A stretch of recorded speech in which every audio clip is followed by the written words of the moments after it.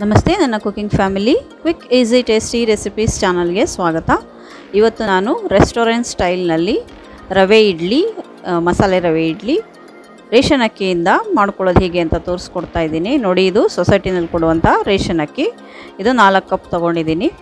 ಒಂದು measuring cup ಇಟ್ಕೊಂಡ್ರೆ ಅದರಲ್ಲೇ ಎಲ್ಲದನ್ನು ಅವಲಕ್ಕಿ, ಉದ್ದಿನಬೇಳೆ, ಅಕ್ಕಿ ಎಲ್ಲದನ್ನು ಅಳತೆ ಮಾಡಿ ತೊಗೋಬೋದು.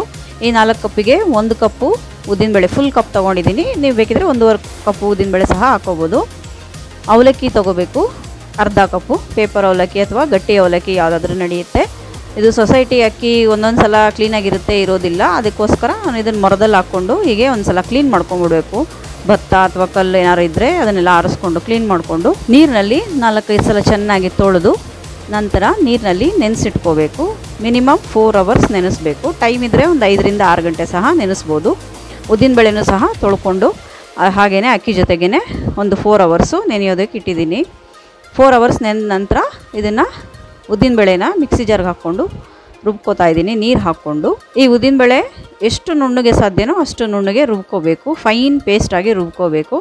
ರುಬ್ಕೊಂಡಿರೋದನ್ನು ಒಂದು ಪಾತ್ರೆಗೆ ಹಾಕ್ಕೊಂಡು, ಸೊಸೈಟಿ ಅಕ್ಕಿ ರೇಷನ್ ಅಕ್ಕಿ ಆಗಿರೋದ್ರಿಂದ ನಾವು ಗಾಲಿಸ್ಕೊಂಡ್ರೆ ಒಳ್ಳೆಯದು. ಅಂದರೆ ಅದರಲ್ಲಿ ಏನಾರು ಕಲ್ಲೇನಾರು ಇದ್ದರೆ ಅದು ಅಡಿನಲ್ಲಿ ಉಳ್ಕೊಳ್ಳುತ್ತೆ ಅನ್ನೋ ಉದ್ದೇಶಕ್ಕೆ ನೋಡಿ ನಾನು ಈ ರೀತಿ ಗಾಲಿಸ್ಕೊಂಡು ಹಾಕ್ಕೋತಾ ಇದ್ದೀನಿ. ಈ ರೀತಿ ಗಾಲಿಸ್ಕೊಂಡು ಹಾಕ್ಕೊಂಡಿರುವಂಥ ಅಕ್ಕಿನ ರವೆ ರೀತಿಯಲ್ಲಿ ರುಬ್ಕೋಬೇಕು. ಸ್ವಲ್ಪ ನೀರು ಹಾಕ್ಕೊಂಡು ಈ ರೀತಿ ತುಂಬಾ ಕೋರ್ಸಾಗಿ ರುಬ್ಕೋಬೇಕು. ತುಂಬ ಫೈನ್ ಪೇಸ್ಟ್ ಮಾಡಬಾರ್ದು, ಇಡ್ಲಿ ಚೆನ್ನಾಗಿ ಬರೋದಿಲ್ಲ. ಇದು ರವೆ ಇಡ್ಲಿ ಆದ್ದರಿಂದ ಇದನ್ನು ರವೆ ರೀತಿಯಲ್ಲೇ ರುಬ್ಕೋಬೇಕು. ಅಂದರೆ ಒಂದು 30ರಿಂದ 45 ಸೆಕೆಂಡ್ ರುಬ್ಬಿದ್ರೆ ಸಾಕು. ನಮ್ಮ ಮಿಕ್ಸಿ ಪ್ರಕಾರ ನಾವು ನೋಡಿಕೊಂಡು ರುಬ್ಕೊಂಡ್ರೆ ಆಗುತ್ತೆ.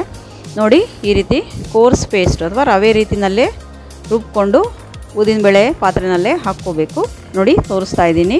ಈ ರೀತಿ ಕೋರ್ಸಾಗಿ ರುಬ್ಕೊಂಡು ಹಾಕ್ಕೋಬೇಕು. ಅವಲಕ್ಕಿ ಹಾಕೋ ಹಾಗಿದ್ದರೆ ಒಂದು ಅರ್ಧ ಗಂಟೆ, ಗಟ್ಟಿ ಅವಲಕ್ಕಿ ಆಗಿದ್ದರೆ ನೆನೆಸ್ಬಿಟ್ಟು ರುಬ್ಕೋಬೋದು. ನಾನಿಲ್ಲಿ ಅನ್ನ ತೊಗೋತಾ ಇದ್ದೀನಿ, ಫ್ರೆಶ್ಶಾಗಿ ಮಾಡಿರುವಂಥ ಅನ್ನ.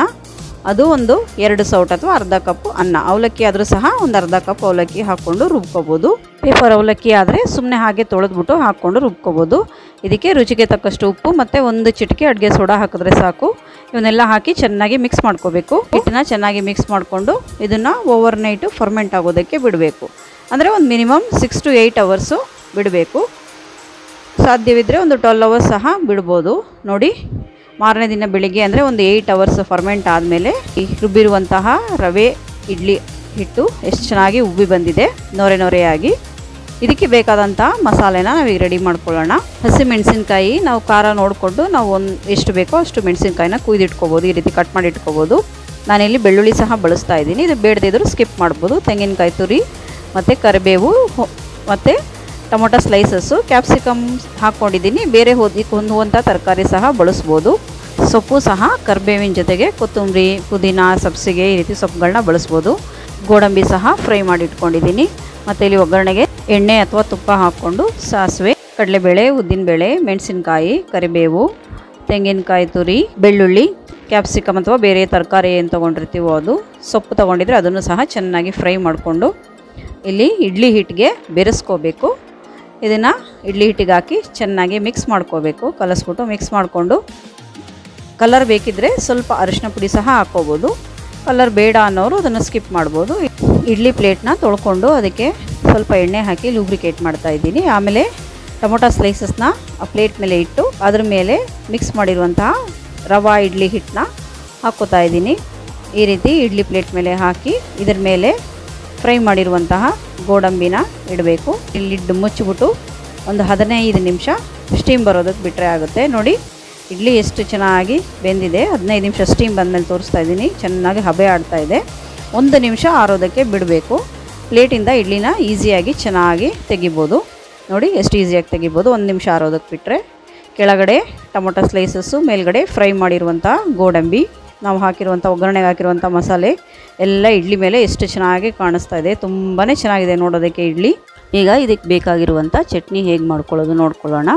ತೆಂಗಿನಕಾಯಿ ಚಿಕ್ಕ ಹೋಳಲ್ಲಿ ಒಂದು ಅರ್ಧ ಹೋಳು, ಒಂದು 5 ಸ್ಪೂನು ಹುರುಗಡ್ಲೆ ಮತ್ತು ಹುಣಸೆಹಣ್ಣು, ಹಸಿಮೆಣಸಿನ್ಕಾಯಿ ಅಥವಾ ಒಣಮೆಣಸಿನ್ಕಾಯಿ ಒಂದು 4-5, ಸ್ವಲ್ಪ ಕರಿಬೇವು, ಒಂದು 4 ಬೆಳ್ಳುಳ್ಳಿ, ಉಪ್ಪು ಮತ್ತು ಒಗ್ಗರಣೆಗೆ ಸಾಸಿವೆ, ಜೀರಿಗೆ, ಉದ್ದಿನಬೇಳೆ, ಮೆಣಸಿನ್ಕಾಯಿ, ಕರಿಬೇವು, ಹಿಂಗು ತೊಗೊಂಡಿದ್ದೀನಿ. ಈಗ ಚಟ್ನಿ ಮಾಡ್ಕೊಳ್ಳೋಣ. ತೆಂಗಿನಕಾಯಿ, ಕಡಲೆ, ಮೆಣಸಿನಕಾಯಿ, ಬೆಳ್ಳುಳ್ಳಿ, ಕರಿಬೇವು,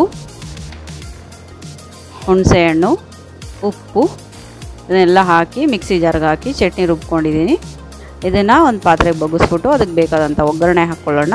ಬಾಣಲಿಗೆ 1 ಟೇಬಲ್ ಸ್ಪೂನ್ ಎಣ್ಣೆ ಹಾಕಿ ಸಾಸಿವೆ, ಉದ್ದಿನಬೇಳೆ, ಮೆಣಸಿನ್ಕಾಯಿ, ಕರಿಬೇವು, ಜೀರಿಗೆ ಮತ್ತು ಹಿಂಗು ಇವನ್ನೆಲ್ಲ ಹಾಕ್ಕೊಂಡು ಒಗ್ಗರಣೆ ಹಾಕಿ ಚಟ್ನಿಗೆ ಹಾಕಿ ಚೆನ್ನಾಗಿ ಮಿಕ್ಸ್ ಮಾಡಿಕೊಂಡ್ರೆ ಚಟ್ನಿ ರೆಡಿ ಆಯಿತು. ನೋಡಿ, ಈಗ ಪ್ಲೇಟಿಗೆ ಸರ್ವ್ ಮಾಡಿದ್ದೀನಿ.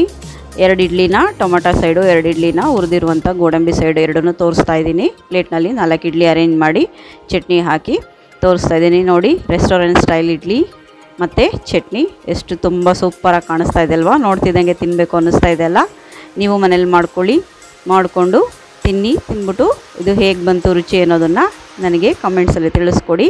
ನನ್ನ ಚಾನಲ್ನ ಲೈಕ್, ಶೇರ್, ಸಬ್ಸ್ಕ್ರೈಬ್ ಮಾಡೋದು ಮರಿಬೇಡಿ. ಮತ್ತು ಇನ್ನೊಂದು ಒಳ್ಳೆಯ ವಿಡಿಯೋದೊಂದಿಗೆ ನಿಮ್ಮನ್ನು ಭೇಟಿ ಮಾಡ್ತೀನಿ. Thank you.